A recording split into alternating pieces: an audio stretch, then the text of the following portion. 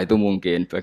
Guyone wali ku jek mungkin. Kadang orang tuh engkar ndak bisa. Yaitu tadi piye wae resmi teksnya Allah tuh yaumana kullu unasim bi imamihim. Nanti manusia dipanggil itu per ketuanya. Bukan per individu kesuwen. Jadi ada teori itu yang mungkin benar. Ya, teori itu yang mungkin benar karena kita nanti di mahsyar juga dipanggil ketuanya dulu. Jadi ya ma'asyarus syafi'iyah, terus Imam Syafi'i disuruh maju, ya ma'asyarul malikiyah. Karena ketua ini nanti yang menciptakan mazhab. Karena ada pepatah an-nasu ala dini mulukihim. Manusia itu ngikuti tradisi ketuanya. Mungkin coba orang Indonesia mbok bodoh, mbok ora, mbok pinter, mbok ora, nggak Abu Bakar ya radhiyallahu anhu. Coba kalau tradisinya Syiah, mungkin Abu Bakar laknatullah alaih kan gitu. Ya kita tidak tahu, tahu-tahu begitu. Akhirnya kita ketiban apik karena menghormati apa? Sahabat. Artinya ketua itu penting, menciptakan suasana ketua itu penting. Coba kalau tanpa ketua, mungkin kita tidak punya tradisi. Makanya yang dipanggil itu ketuanya. Paham? Makanya sampean milih ketua itu yang benar. Setidaknya orang ikhlas. Misalnya rapati benar, penting ini ikhlas. Ngeri itu kalau pas sampean dipanggil nunjuk ketua itu, kemudian ketua partai, wah panggil pangeran bingung sampean.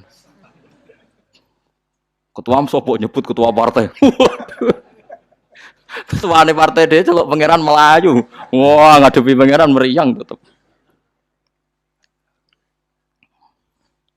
Paham gitu. Jadi nanti sampean itu ditanya itu lewat nopo?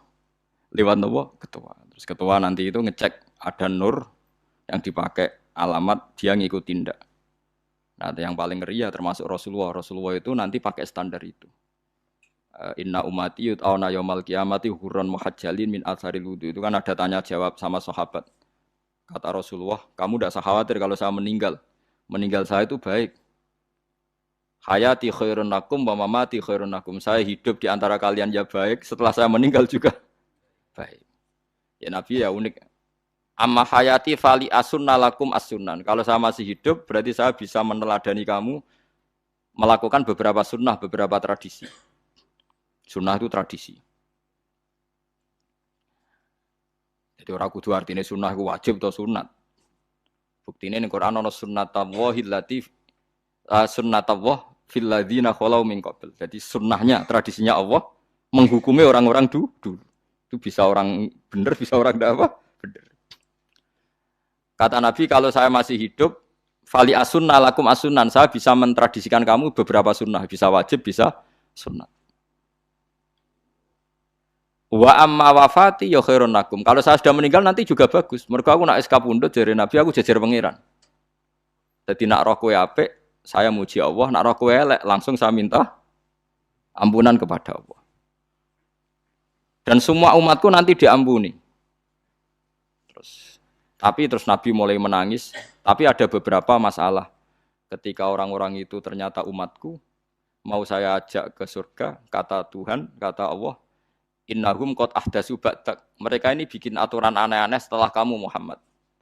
Terus fa'aqulu suhqan, ya sudah kalau gitu tak tinggal ke surga, tidak ikut masuk surga. Nah kemudian ulama berdebat, ahdatsu itu apa? So, ada yang, oh itu bid'ah gitu. Macam-macam. Kalau ulama sunni ahdatsu itu ya bid'ah ibadah mahdhah. Jadi misalnya orang melakukan sholat duhur kok 6 rakaat itu kan wong nganggur papat ae kesel kok malah muni 6 itu. Utawa duhur kok mau 3 rakaat itu kan ya itu bid'ah.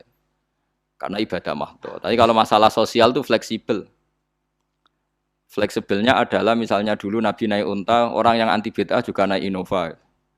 Padahal dulu naik unta. Orang-orang yang poligami itu ya tidak nunggu istri pertama mati. Padahal dulu Nabi poligami setelah Sayyidah Khadijah meninggal. Ya mereka baik-baik saja.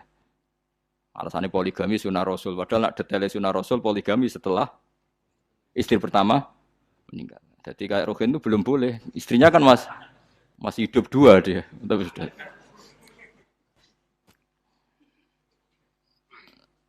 Nah, bukan artinya kalau sampean memaksakan gitu.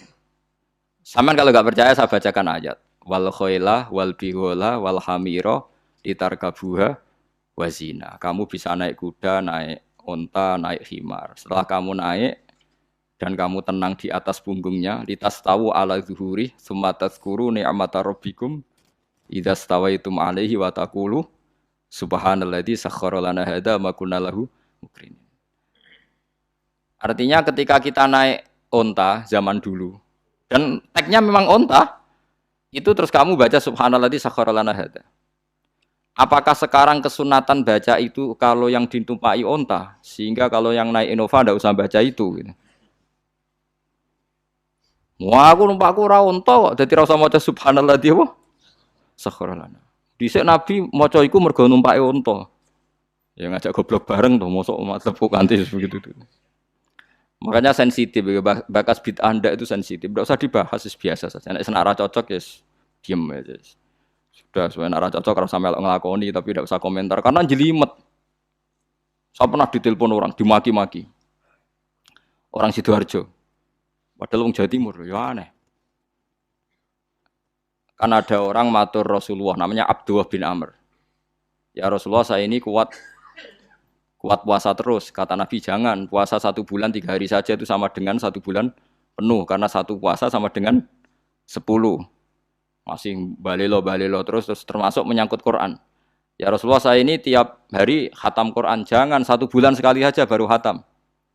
Enggak ya Rasulullah, saya ini ingin sering khataman. Ya sudah, kalau gitu seminggu sekali, sab'a layal. Saya lebih kuat ya Rasulullah, 3 hari. 3 hari saja khatam sekali. Iqra'hu fi salasin, kata Nabi.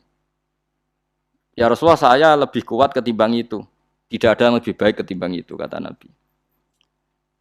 Kemudian orang itu anti semaan, karena semaan itu kan 1 hari khatam. Paham ya? Maksudnya hadis tadi yang di Bukhari dipakai dalil anti apa? Semaan, karena semaan itu 1 hari apa? Lewat telepon, pertama lewat santri saya, terus lama-lama lewat telepon. Saya tanya, kamu bacanya hadis kira-kira sama saya banyak mana? Kayaknya banyak jenengan. Terus saya tanya, betul Nabi menyuruh khatam tiap 3 hari? Ya. Betul Nabi nyuruh khatam tiap 1 bulan? Ya. Ya sudah, lakukan saja. Anda sering enggak khataman tiap 3 hari? Enggak pernah, setahun aja enggak mesti. Lah iya, kalau Nabi melarang baca Quran tiap hari kamu setuju, tapi Nabi nyuruh tiap hari khatam kamu enggak setuju. Enggak apa-apa, kamu anti semaan enggak apa-apa, tapi lakukan perintah Nabi tiap 3 hari khatam. Menang deh. Jadi, lah itu maksud saya. Anda tidak apa-apa milah-milah bid'ah sesuai versi Anda, pemahaman Anda, tapi yang fair. Kalau Anda anti semaan ya harus tiap 3 hari khatam, karena dawuh Nabi iqra'hu fi kulli salasin. Enggak juga kan, mereka juga orang yang enggak jarang baca. Jarang baca apa? Lah itu enggak fairnya di situ. Makanya nggih biasa mawon. Cuman semaan apal Quran wis semaan. Nah, apal Quran ya wiridan, malah lucu to apal Quran kok semaan. Ya yes, ngono ae arapal ya nyemak kan, kok nak kesel ya mulai. Jadi bang nyemak sampai geremeng. Bariku mangan entek akeh kan malah lucu. Wong nyemak yo do kurang ajar. Jajal kok nyemak ki delok ngarep mbek guri tok, agar kembar ya wis. Aku serah kelakuane wong nyemak. Kan dekne ra apal kan yo. Biasane nyegat guri to. Kok agar gurine kembar pojok ya. Wis. Kok agar gurine pojok kembar. Ya sing semaan akhire pinter sing maca kembar gurine. Paham gitu, terus wau gitu, tohuron gitu, tak latih memahami Quran secara lugat. Quran bagaimanapun bilisanin arabiyim mubin. Ada ulama yang berpendapat tohir itu dimubalaghahkan tohur, seperti ghafir, ghafur, syakir, syakur. Sebab itu menurut mazhab ini tidak ada air apa musta'mal. Tapi kita biasa mazhab Syafi'iyah apa? Ada apa? Ada musta'mal. Itu masalah-masalah ijtihadiyah, ini masalah-masalah ijtihadiyah. Kalau masalah ijtihadiyah tadi pendapat saya benar, mungkin salah. Pendapat Anda salah, tapi ya mungkin benar. Wa anzalna minas sama ima antahura. Mutahhiron tegese banyu iku sing nyucekno. Linuhya supaya maringi urip ingsun. Bihi sebab anane banyu baldatan ing daerah maitan kang mati. Jadi istilah resmine pangeran yo, aku nak nguripno bumi iku yo nganggo lantaran banyu. Jadi coba soal pangeran kok butuh lantaran. Waduh, serepot. Wong Qur'ane pangeran dhewe ngistilahno aku nak nguripno bumi lewat lantaran banyu. Ya rasa mbok jero-jerokno. Pangeran kok butuh lantaran. Ora usah lantaran lah ya iso, tapi nek Allah nganggo lantaran ya oleh, ya aja terus Allah kok nganggo wasilah. Wah ya malah kacau. Ora usah ngono-ngono, ora usah mikir. Pokoke Qur'an diwaca ora usah dipikir, pun iman nonton mawon kok repot. Iman kok napa? Kok repot. Linuh ya supaya ngurip-ngurip sapa ingsun bi sebab banyu. Baldatan ing negara atau daerah maitan kang mati. Jadi sampean jangan mengatakan kalau Allah untuk menghidupkan bumi butuh air ya keliru. Allah itu tidak butuh apa-apa, nggih. Allah itu tidak butuh apa-apa. Tapi kalau Allah punya sunnah, punya adat menghidupkan bumi itu pakai air, ya Allah jangan kamu atur. Kira pangeran kok ngatur. Itu kan ada cerita di kitab-kitab itu termasuk di Ihya itu. Nabi Musa itu sok dekat Allah. Jadi enggak mau mimik obat. Membuktikan bahwa Allah itu tidak butuh wasilah. Akokir itu maknanya obat-obatan yang dari herbal itu bahasa Arabnya apa? Al-akokir. Dia setiap konsultasi sama dokter disuruh minum herbal itu. Enggak mau dia. Enggak, saya akan disembuhkan Allah langsung, enggak usah lewat obat apa herbal katanya. Tiap dokter ditanya jawabannya sama. Oh, dokter goblok. Kamu belum tahu ya kalau Allah itu tidak butuh wasilah. Malah marah-marah dia. Akhirnya dia konsultasi langsung ke Tuhan. Apa betul ya Allah saya butuh minum akokir? Terus, kata dokter gimana? Karena herbal itu fungsinya gini-gini. Terus, Musa, sing gawe fungsi herbal ngono iku sapa? Nggih jenengan. Lah yo aku gawe fungsine ngono kowe ngombe kok ora gelem. Sing gawe ku ya aku. Jadi sing gawe bodrek ku nek aku yang ngeluh, bodrek mandi sing gawe ku ya pangeran, rumangsamu sapa? Sing gawe ruhin abar kelon lega ya pangeran. Mangsamu sapa? Omane bojone ayu kan. Ah, sing wis pangeran ora usah aku isin gengsi, ora usah ngono. Kalau muni elek dibanding bojone ning swarga, nek ning donya ya ayu, nguruhin ya diselera udarane. Paham gitu. Terus itu masalah yang enggak akan selesai ila yaumil qiyamah. Jadi ada cara pandang langsung Allah itu ya bisa. Tapi misalnya ada sunnatullah ya jangan kamu tentang. Termasuk Nabi Musa akhirnya Nabi Musa mau minum, setelah minum sembuh. Terus ketika sembuh diberitahu Allah, memangnya kenapa kalau minum obat itu? Obat itu ada khasiatnya yang bikin juga Allah. Kok kamu hindari itu alasannya apa? Wong yang bikin juga Allah. Makanya kalau kamu percaya wasilah, kalau terpaksa percaya, kamu harus yakin bahwa nomor satu adalah Allah Subhanahu wa Ta'ala. Kalau kamu takut orang itu syirik, ya gak apa-apa, kamu lawan, harus kamu lawan. Memang selera kamu begitu. Kamu harus tidak usah ikut pakai, wong kamu khawatir, tidak apa-apa. Jadi sing khawatir sirik, ora usah nganggo ali-ali, ora usah nganggo ake. Tapi sing seneng dagangan, ya nganggo. Ora usah jimat-jimatan ini hati napa? Booming ngoten mawon niati tak. Kulo nu diakek larang sedurunge rame-rame akek. Barang akek kerame terus mboten kula nggo. Wah, darani murah repot.